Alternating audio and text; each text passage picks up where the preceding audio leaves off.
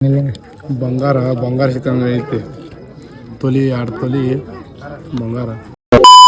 ನಮಸ್ಕಾರ ಎಲ್ಲ ಜೋರ್ ಮಂದಿಗೆ 5ನೇ ದಿನದ ಸಿರ್ಸಲ್ ಪಾದಯಾತ್ರೆಗೆ ಎಲ್ಲರಿಗೂ ಸ್ವಾಗತ ರೀ. ನಾವು ಮುಂಜಾನೆ 2 ಗಂಟೆಗೆ ಎದ್ದು ನಮ್ಮ ಜರ್ನಿ ಸ್ಟಾರ್ಟ್ ಮಾಡಿದೀವಿ ರೀ. ಸೀದಾ ಬಿಸಿಲು ದಿನಿಯಿಂದ ಸತತ 10 ಕಿಲೋಮೀಟರ್ ಪಾದಯಾತ್ರೆ ಮಾಡ್ರು ಒಂದು ನಮಗೆ ನಾಷ್ಟಾ ಪ್ಯಾನ ಸಿಗೋಲ್ತಾಗಿದ್ರಿ. ನಮಗಂತೂ ಇಷ್ಟು ರಗಡಾಗಿತ್ತು.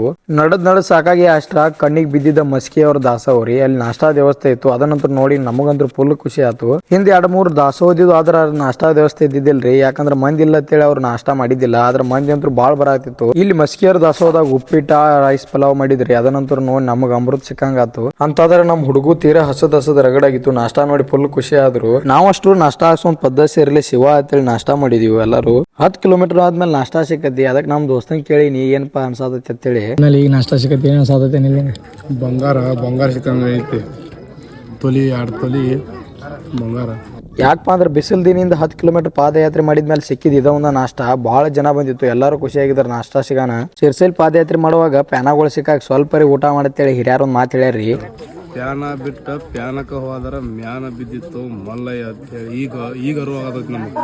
ಯಾಕಪ್ಪ ಅಂದ್ರ ಪಾದಯಾತ್ರೆ ಮಾಡುವಾಗ ಪ್ಯಾನಗಳು ಸಿಕ್ಕಾಗ ಮುಂದ್ ಸಿಕ್ತಾವ ಬಾ ಅಂತೇಳಿ ನಾವು ಹಂಗ ಹೋಗ್ತೀವ್ರಿ ನಾಷ್ಟಾ ಊಟ ಮಾಡ್ಲಾರ. ಅದ್ರ ಅರು ಈಗ ಆಗತೈತಿ ನಮ್ಗ. ನಾಷ್ಟಾ ಸಿಕ್ಕಿದ ಖುಷಿಗೆ ಮಸ್ಕಿ ಜನತೆಯಲ್ಲಿ ಹೋಗಿ ಸ್ವಲ್ಪ ಧನ್ಯವಾದ ಹೇಳಿವ್ರಿ. ಅವ್ರು ಸತತ 10 ವರ್ಷದಿಂದ ಇಲ್ಲಿ ದಾಸೋ ಮಾಡತಾರತ್ತ. ಅದನ್ನ ಕೇಳಿ ಬಹಳ ಖುಷಿ ಆಯ್ತು ನಮ್ಗ. ಅಲ್ಲಿ ನಾವು ಎಲ್ಲಾರು ನಾಷ್ಟಾ ಮಾಡ್ಕೊಂಡ್ ಸೀದಾ ಬಂದಿದ್ದ ಮಸ್ಕಿ ಊರಿಗೆ. ಅಲ್ಲಿ ಮಸ್ಕಿ ಮಲ್ಲಯ್ಯನ ದೇವಸ್ಥಾನಕ್ಕೆ ಹೋದಿವ್ರಿ. ಈ ಮಸ್ಕಿ ಮಲ್ಲಯ್ಯನ ಪವಾಡನು ಬಾಳ ಐತ್ರಿ. ಯಾಕಂದ್ರ ಸಿರ್ಸಲ್ ಮಲ್ಲಯ್ಯ 2ನೇ ಹೆಜ್ಜೆ ಇಲ್ಲೇ ಇಟ್ಟಾನತ್ರಿ. ನಾವು ಎಲ್ಲಾರು ದೂರ ನಿಂತ ಮಸ್ಕಿ ಮಲ್ಲಯ್ಯ ಕೈ ಮುಗಿದ ದರ್ಶನ ತಗೊಂಡ್ ಮತ್ ನಮ್ ಜರ್ನಿ ಸ್ಟಾರ್ಟ್ ಮಾಡಿದ್ವಿ. ಅಷ್ಟ್ರ ಬೆಳಗ್ಗೆ 6 ಗಂಟೆ ಆಗಿತ್ತ.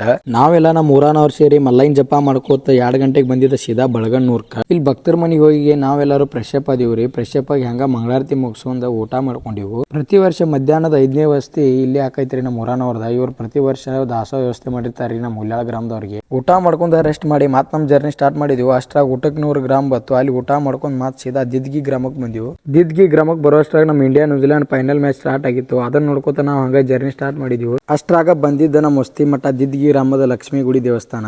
ಅಲ್ಲಿ ಬಂದ ನಮ್ಮ ಕಂಬಿ ಮಾಲಾಗೆ ಮಂಗಳಾರತಿ ಹಾಡಿದ್ವಿ. ಪ್ರತಿ ವರ್ಷ 5ನೇ ದಿನದ ವಸ್ತಿ ನಮ್ಮ ಊರಾನವ್ರು ಇಲ್ಲೇ ಮಾಡ್ತಾರ.